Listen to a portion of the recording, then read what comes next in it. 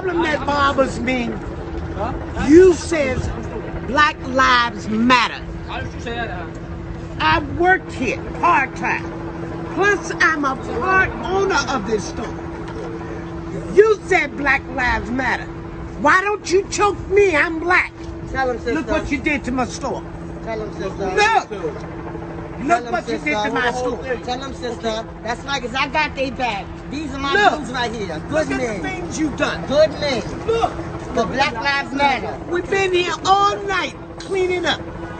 All night cleaning. And you got black people standing right here with them. Black Tell people. me That's right. Black Lives Matter. Exactly. You lied. You wanted to loot the store. You needed money. Get a job like I do. Stop stealing. This is the neighborhood. We're trying to build it up and you tearing it down.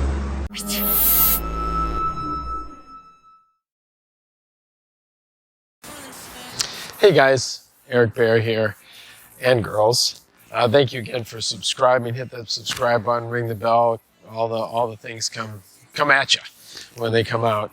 Yeah, I just want to talk a little bit about. I already talked about rioters, but this is rioters part 2, I guess.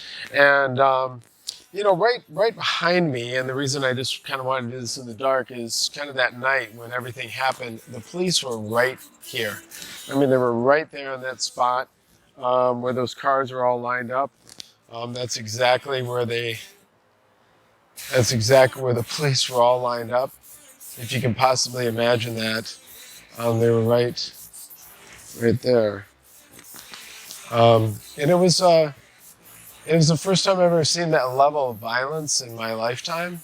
You know, you see it, you know, you read about it, you hear about it from, you know, military things, you hear how kids go through things, and oh my goodness, it was just, it was real that night.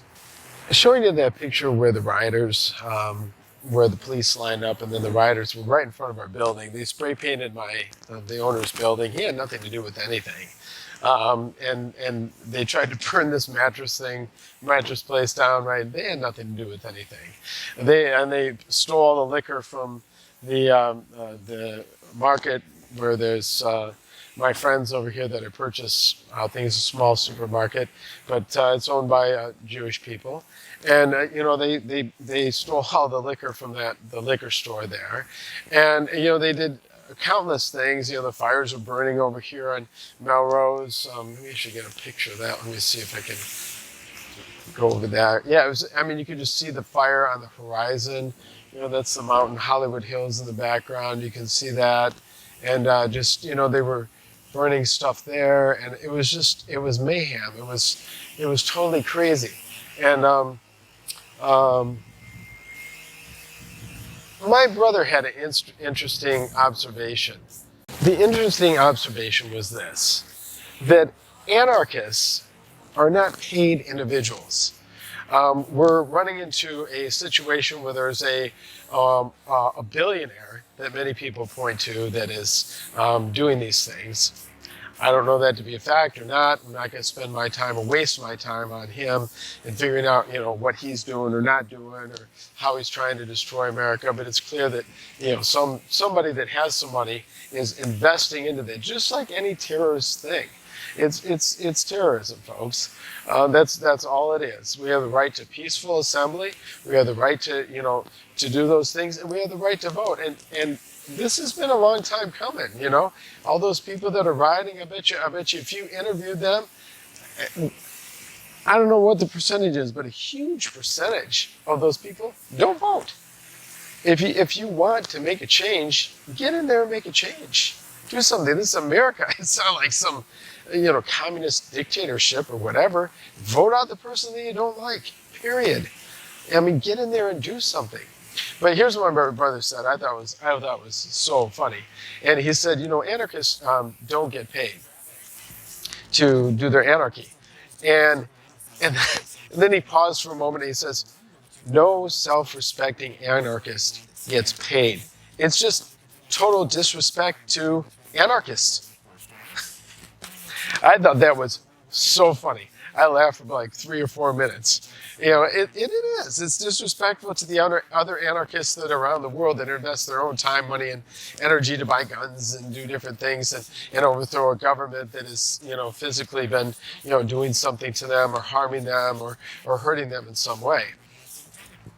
I just think it's hypocritical, and so with that, I have to tell you that if rioting starts up again, and if I was in the position of leadership and power, I would give a warning. I would give a fair warning, and I tell all the police or anything else that was under my direction and control that, you know, you need to first give a warning.